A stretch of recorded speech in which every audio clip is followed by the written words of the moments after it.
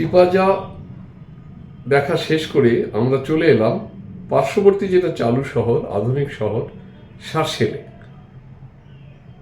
উচ্চারণটা কিন্তু শার্শেল, কিন্তু ওরা লিখবে CHURCHEL, চার্চেল। যেরকম চিম্পাঞ্জি হয়ে যায় শিম্পাঞ্জি, চিকাগো হয়ে যায় শিকাগো। এটা ফরাসিদের অবদান। তাহলে শ্যাম্পে কথাটাই তো থাকতো না। যাকে এই শার্শেলে আমরা দেখব একটা মিউজিয়াম, যে মিউজিয়ামটাতে রোমানদের যত ভাস্কর্য আছে সেগুলো বিভিন্ন এই অঞ্চলের বিভিন্ন জায়গা থেকে কালেক্ট করে এখানে প্রদর্শনীর জন্য রাখা হয়েছে। অদ্ভুত সুন্দর এই মিউজিয়ামটা দেখব। তারপর দেখব একটা চার্চ। এই চার্চটার দুর্ভাগ্য কি সৌভাগ্য, এই চার্চটা প্রথমে ছিল রোমানরা যখন খ্রিস্টান হয়নি, মানে যখন তারা বিভিন্ন দেবতার উপাসনা করত, সেইটা ছিল রোমানদের মন্দির।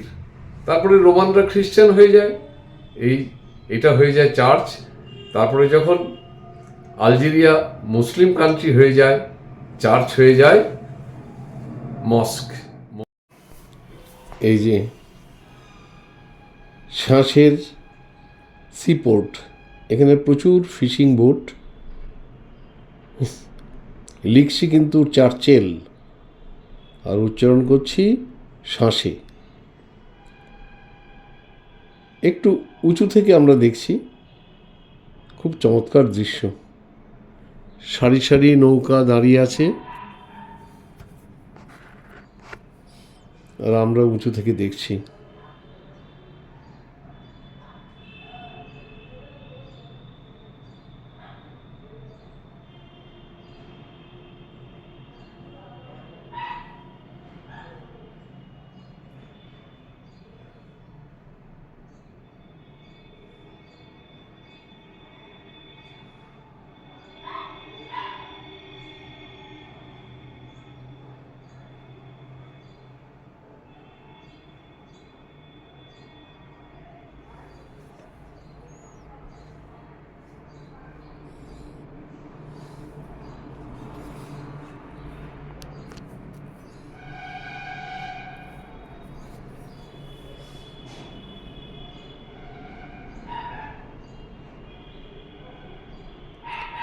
ইচ্ছে করে অনেকক্ষণ দাঁড়িয়ে দাঁড়িয়ে দেখি,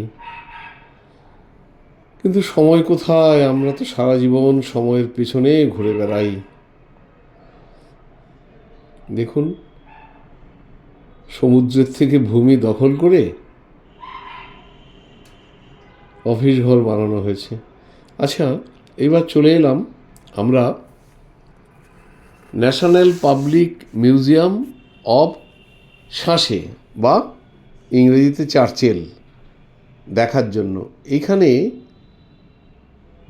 জার্মান আমলে এবং পরে ফরাসি আমলে আশেপাশে পড়ে থাকা সমস্ত ভাস্কর্যগুলো মূলত রোমান দেবদেবীর মূর্তি, তাদের রাজাদের মূর্তি, সবগুলো সুন্দরভাবে এখানে সাজানো হয়েছে।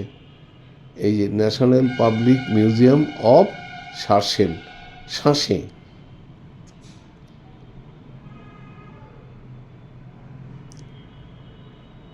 যে ভেতরটা বেশিরভাগটাই লবিতে সাজানো। লবি বলতে আমরা এই যে স্কুল কলেজে দেখতাম করিডোর, এই লম্বা করিডোরে সাজানো। এই ছবিটা টোটাল রোমান অঞ্চল যেগুলো ছিল তার একটা ছবি, সেই সব জায়গা থেকেই পেয়েছে এগুলো।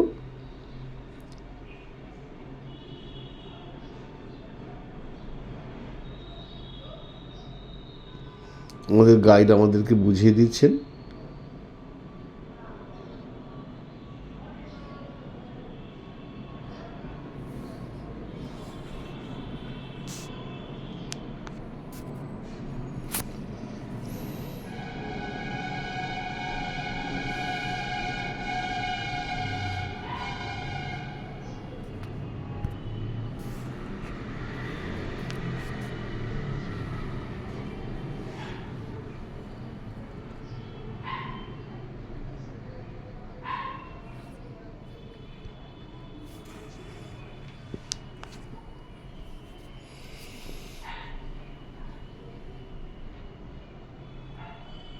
চলুন আমরা একটু ভালো করে দেখি। সব মূর্তি শ্বেত পাথর, অর্থাৎ পাথর কেটে তৈরি হয়েছে।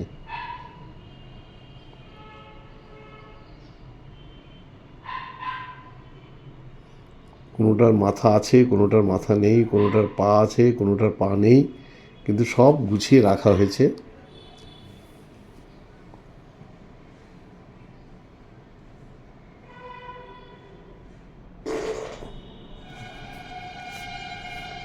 তার মানে প্রাচীন রোম সাম্রাজ্য শুধু ইউরোপ নয়, এশিয়া, এশিয়া তো আনাতোলিয়া পুরোটাই ছিল, মানে তুরস্ক, সিরিয়া এসব জায়গায়, আর আফ্রিকার উত্তর দিক,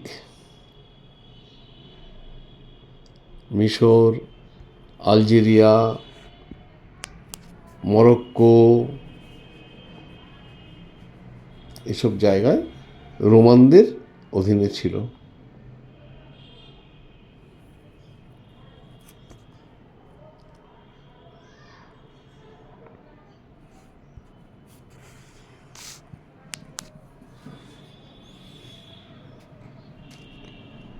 একটা অনুরোধ বরাবরের মতো, আপনারা যারা এটা দেখবেন দয়া করে আমার চ্যানেলটা সাবস্ক্রাইব করবেন, ভালো লাগলে লাইক দেবেন, আর যদি মনে হয় বন্ধুদের সঙ্গে শেয়ার করার ব্যাপার আছে একটু শেয়ার করবেন। আমরা সব ঘুরে ঘুরে দেখছি, অনেক কিছু দেখার আছে, সময় মাত্র আমাদের 1.5 ঘন্টা। যাকে মিউজিয়ামের আয়তনটা খুব বড় নয়, গুরুত্বটা বড়।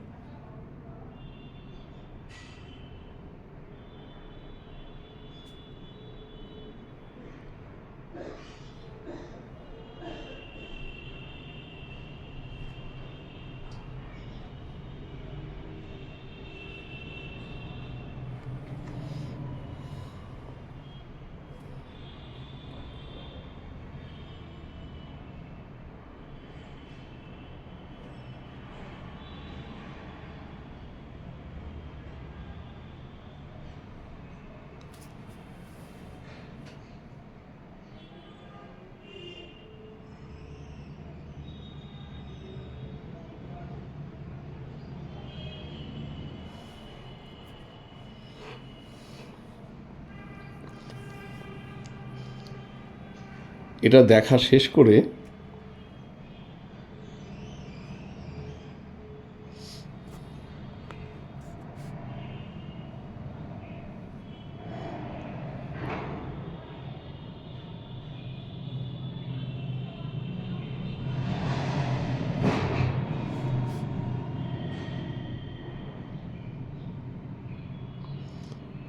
এক্সিবিট কিন্তু খুব বেশি নেই, আর যেহেতু এটা আর্কিওলজিক্যাল মিউজিয়াম,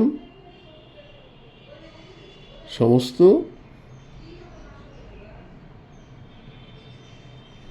ভাস্কর্যগুলো রাখা আছে, যেটা সম্ভব পুনরুদ্ধার করা হয়েছে, যেটা করা হয়নি। এইবার আমরা চললাম পার্শ্ববর্তী একটা মসজিদে। এই মসজিদটার ইতিহাস আছে, এটা দেখুন, দেখলে মনে হবে মসজিদ না। এটা প্রথমে রোমানরা যখন পৌত্তলিক ছিল, দেবদেবীর পূজা করত, তারা এই মন্দিরটা বানিয়েছিল। তারপর রোমানরা হয়ে যায় খ্রিস্টান, সুতরাং এই মন্দিরটা হয়ে যায় চার্চ। তারপর 700 খ্রিস্টাব্দ নাগাদ আলজেরিয়ানরা হয়ে যায় মুসলিম, তাই এই চার্চই হয়ে যায় মস্ক। আমরা চললাম 50 কিলোমিটার দূরের টিপাসা, যেখানে একসময় রোমান শহর ছিল, তার অনেক ধ্বংসাবশেষ আছে।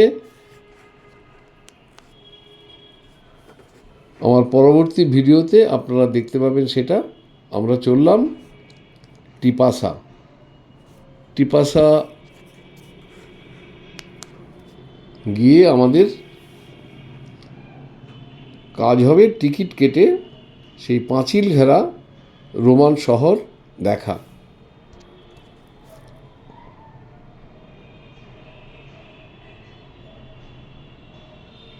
জানি না বাড়াবাড়ি হবে কি না, তবু আবার বলছি, আমার চ্যানেলটা সাবস্ক্রাইব করুন, ভালো লাগলে লাইক করুন, আর যদি মনে হয় বন্ধুদের সঙ্গে শেয়ার করার, একটু শেয়ার করুন। কি সুন্দর রাস্তা, রাস্তা দেখবো না আকাশের মেঘ দেখব। চলে এসেছি আমরা। এটাকে কি বলবো, এটা হচ্ছে সাইটে ঢোকার রাস্তা। অন্যান্য জায়গার মতো এখানেও দুপাশে পসরা নিয়ে বসে আছে কাজের জিনিসপত্র এবং কিছু মেমেন্টো। আমরা হেঁটে চললাম, গিয়ে আমরা টিকিট কেটে ঢুকবো। আপনাদেরকে অনুরোধ, আপনারা সাবস্ক্রাইব করুন এবং পরবর্তী ভিডিওর জন্য অপেক্ষা করুন, কারণ খুব দীর্ঘ ভিডিও মানুষ এত সময় আজকাল নেই, তাই আমি ভেঙে ভেঙে দিচ্ছি। পুরোটা দিলে 2 ঘন্টার ভিডিও হবে।